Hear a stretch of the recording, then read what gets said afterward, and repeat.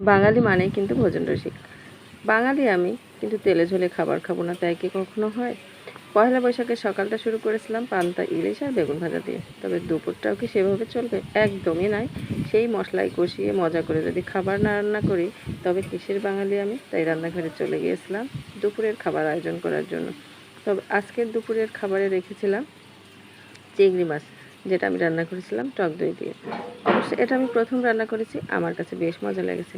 আর সেটা যদি আমার ফ্যামিলিদের সাথে শেয়ার না করি, আমার ফেসবুক পরিবারের সাথে শেয়ার না করি, তবে কী করে হয়? তো আমি প্রথমে সুন্দর করে মাছগুলো ধুয়ে পরিষ্কার করে লবণ হলুদ মাখিয়ে রেখেছিলাম।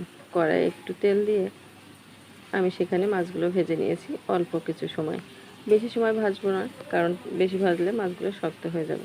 তো ভাজা শেষে আমি মাছগুলো উঠিয়ে রেখেছিলাম। আর সেই তেলের ভিতরে দিয়েছিলাম দারচিনি, এলাচ, লবঙ্গ আর একটু তেজপাতা। এটা দিয়ে তার ভিতরে আমি দিয়ে দিয়েছিলাম পেঁয়াজ, রসুন, আদা বাটা, জিরে বাটা। আজ কিন্তু আমি এখানে কোনো প্রকারের মরিচ কিংবা হলুদ ব্যবহার করব না, যেহেতু চিংড়ি মাছের ভাজলেই হলুদ রঙটা চলে আসে। আর আমি সাথে ফেটে নিয়েছিলাম দই। দইটা সুন্দর করে ফেটে নিয়েছি, টক দই ব্যবহার করেছি। যেহেতু টক দই দিয়ে রান্না করব, তাই এখানে হলুদ কিংবা মরিচ কিছুই ব্যবহার করব না। আর গরমে কিন্তু টক দই স্বাস্থ্যের জন্য বেশ উপকারী।